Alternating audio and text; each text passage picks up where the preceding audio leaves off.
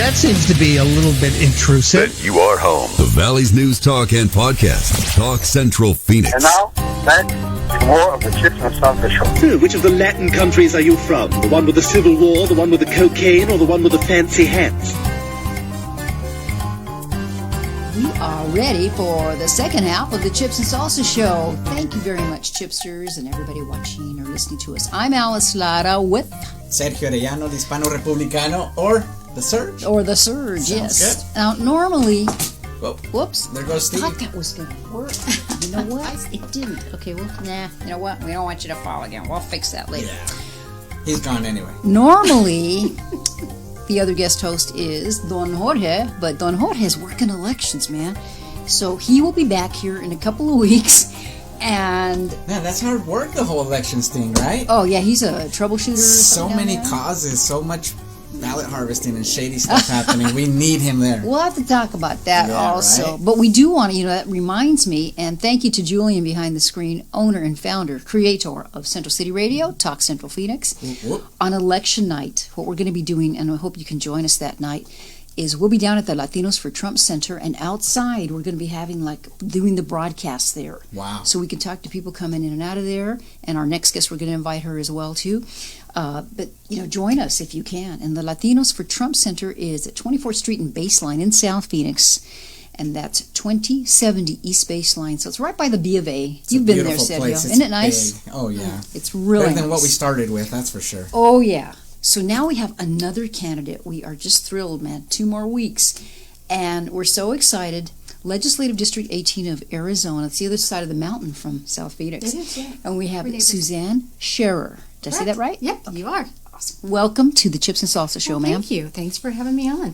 Fantastic. So, of course, always the question is okay, why'd you decide to be nuts and run for office? Yeah. Well, yeah, aside from having to be nuts to do this job, I just saw that this election was going to be different than all the others. I had been asked previously to run, and, I declined it just based on where I was in my lifetime. So I knew I wanted to help with this election in some way, so I made some changes in my life. And then, I had my first grandson on the way, and that kind of cemented. No, you're not a grandma. I am. Number Seriously? 2 is en route, yeah. Wow. So just thinking about my kids and leaving, what kind of a future are we leaving to our children, and what kind of a mess, not only within the whole country, but within our state. We can't lose our state. So I accepted the offer, the request, I should say an offer. It was more like a request to run. I said, yeah. It took me a little bit of time to think about it. I had to get everybody's approval, and they're a little nervous because it's such a, I don't know, not a very nice time to be running for office. Yes, it's difficult. So what did you do before, Suzanne? I've been in real estate for the last 28 years. I'm a real estate professional. So I've grown up in Arizona, and I have seen our county, Maricopa County, has become the 4th largest in the nation. So 300 new people are coming here per day.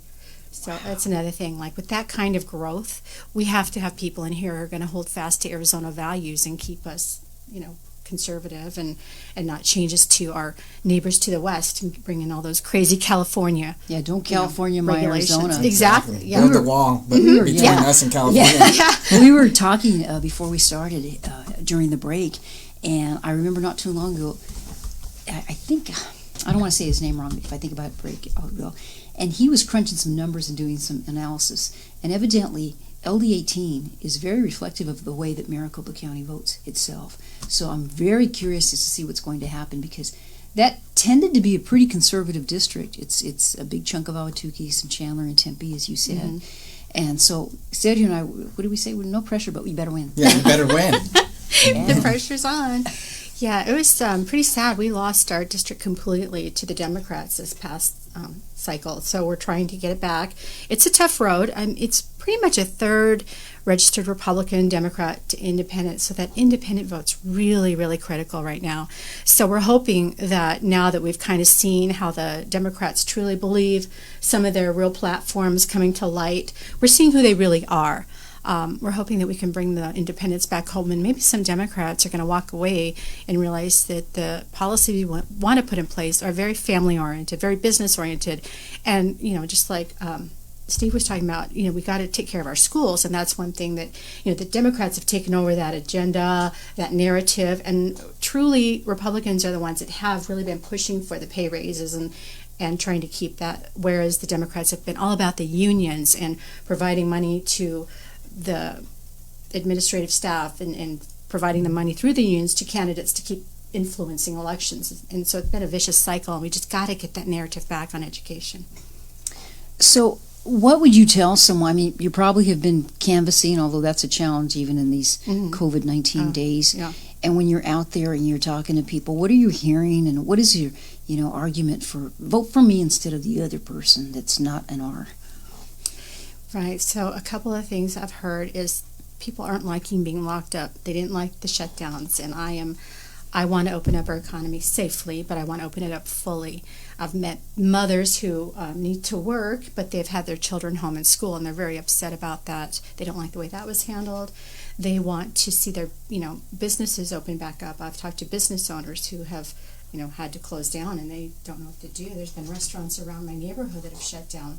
So it's been very sad, and they want to have somebody in there who understands that, being an American is about personal responsibility. It's about taking, care of those that need taken care of, but being brave enough to get out there and live your life. It's all about freedom and not being hidden in fear. It's like faith over fear, basically.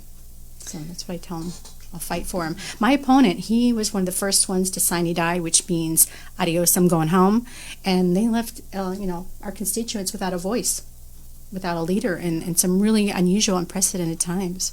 And I would never do that. And we may have to be facing another session like that, because who knows what's going to happen, and how people are going to think about and what they're going to do. So that's going to, whoever gets in there next, it's going to be quite a challenge. Yeah, definitely. Yeah, it's been a challenge running for sure. It's been a whole different election cycle than I ever thought it would be. Bad enough with the Trump and the antagonism going back and forth between parties, but then you threw in the COVID-19, and it was like, okay, you can fundraise, no, you can't fundraise. You can knock on doors, no, you can't knock on doors. It was just like there was everything you thought was going to happen as far as a campaign didn't happen. So it's been a unique, challenging campaign season, to say the least. When you were knocking on doors, are you pretty well received, or people like, no, don't knock on my door?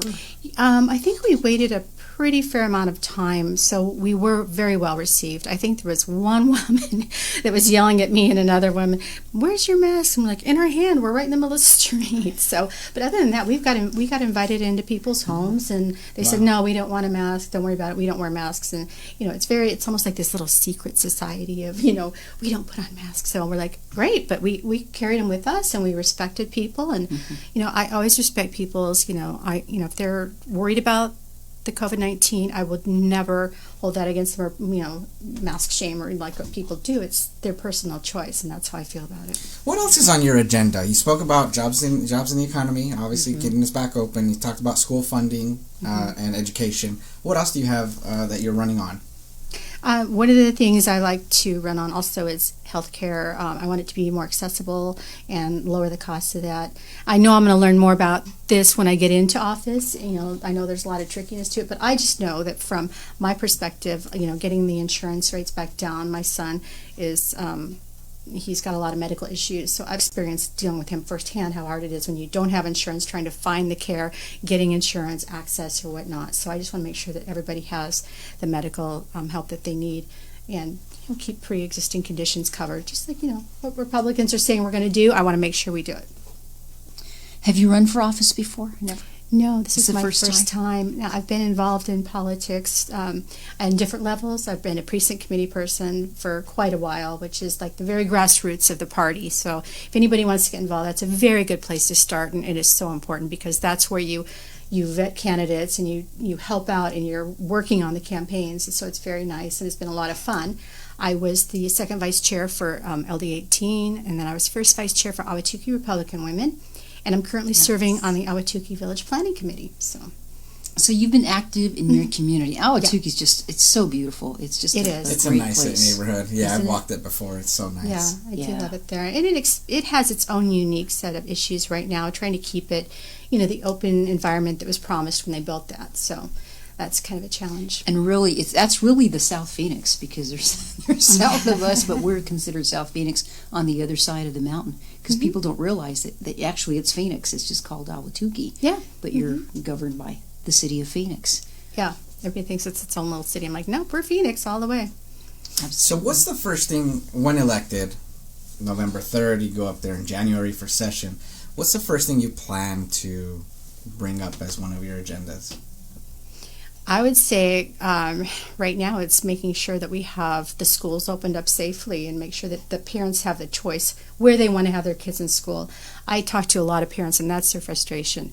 I'm excited to hear that some parents are having that experience to homeschool, and they're realizing, hey, this is a better option than putting them in schools that they disagree with the curriculum. But, they were promised, a lot of parents were promised that option to have in-person learning, and it didn't happen for quite a while, and then they're threatening to maybe it can be taken away again. So that uncertainty needs to go away. I want to make sure parents know exactly what they can do with their kids and their education. A lot of things we're seeing in the community, and I know we're coming up on a break here, but just to let you know, as a school board member, and what we see in the community is the concern for the children having to follow two sets of orders, not only from the health department, but also from what's coming up from the state level. And so that's something that you might want to look into, or if you have an opinion on that. We have to watch our backs a lot, especially on the school board, because anybody can sue now, and it's just there has to be more protections for schools. Yes, exactly. I think that'd be very critical. Like protect, businesses and schools from the lawsuits if somebody catches COVID or something from, their own personal choice of being there. So. There's so many things to deal with. Yeah. We still have one more segment. We're going to come back with our LD18 House candidate, Suzanne Sharer. I'm Alice Lara. Go on. El Surge. We'll be right back to guac on some more here on the Chips and Salsa Show, Central City Radio, Talk Central Phoenix. Don't go away.